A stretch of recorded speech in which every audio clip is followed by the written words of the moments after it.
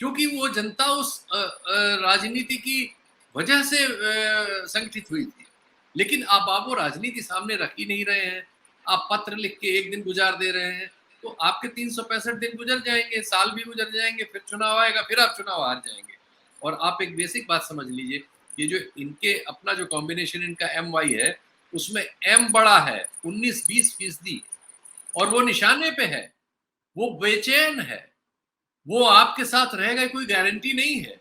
उसने आजमगढ़ में दिखा दिया, वो बिल्कुल गारंटी नहीं है।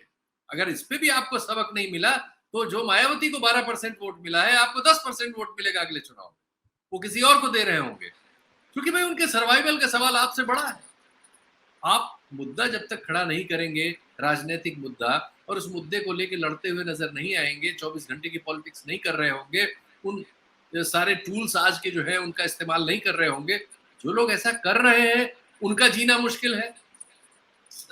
संदर्भ ले लें अरविंद केजरीवाल का, ममता बनर्जी का और तेलंगाना के चीफ मिनिस्टर का। वो 24 घंटे उसी तरह से पॉलिटिक्स कर रहे हैं जैसे मोदी लेकिन करते हैं। सर, जैसे बिल्कुल एक एग्जाम्पल तो दोनों का सही है, लेकिन जिस तरह से उनके पास इस वक्त राज्य की एक ताकतें हैं, इस तरह से क्या आपको ये फर्क पड़ता है, लगता है कि अगर वो सत्ता में नहीं है अखिलेश यादव, तो इसकी वजह से भी लड़ाई में काफी हद तक बहुत सारे एस्पेक्ट ऐसे होते हैं जो कि उसे मजबूत बनाने की कोशिश करते हैं? नहीं, उनके पास मुद्दा है, उनके पास अतीत है, उनके पास अतीत, उनका परिवार और वो मिलके 5 बार चीफ मिनिस्टर रहे हैं उत्तर प्रदेश के। पिछले 30-35 वर्षों में जो सामाजिक संचेतना पैदा हुई है, उसकी फसल है उनके पास। लेकिन उसका काम करना पड़ेगा भाई, उसको छोड़ देने से नहीं होगा। वो काम बड़ा आप करेंगे तो आप जी। बड़े होंगे। अगर आप वो काम ही नहीं करेंगे और आप परशुराम संवाद करने लगेंगे, रामलीला करने लगेंगे, आप वो सब करने लगेंगे जो आपकी पॉलिटिक्स नहीं है। लेकिन आप पता नहीं कैसे समझते हैं कि वो आपकी पॉलिटिक्स है। मेरी तो समझ से परे है।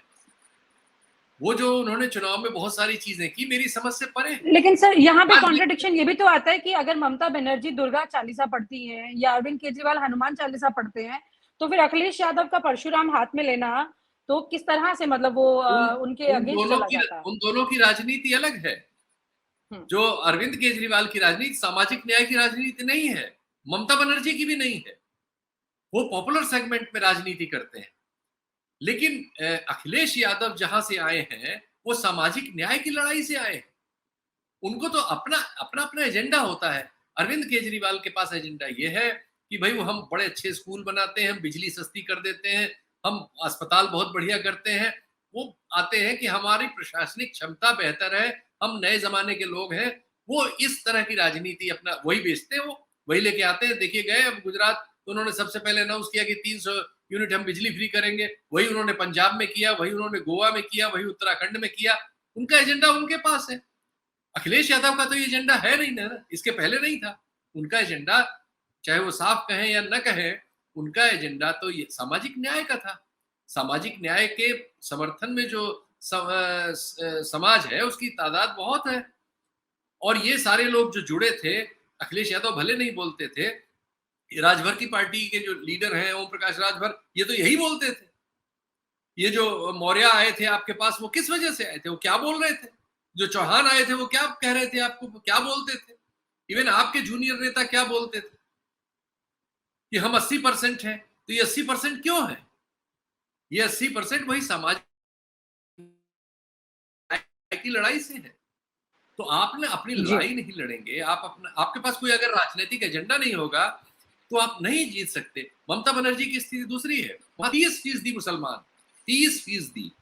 तो ममता बनर्जी को सिर्फ 15-16% हिंदू लेके आने हैं। अखिलेश यादव के पाले में वो स्थिति नहीं है और वो संभव भी नहीं है।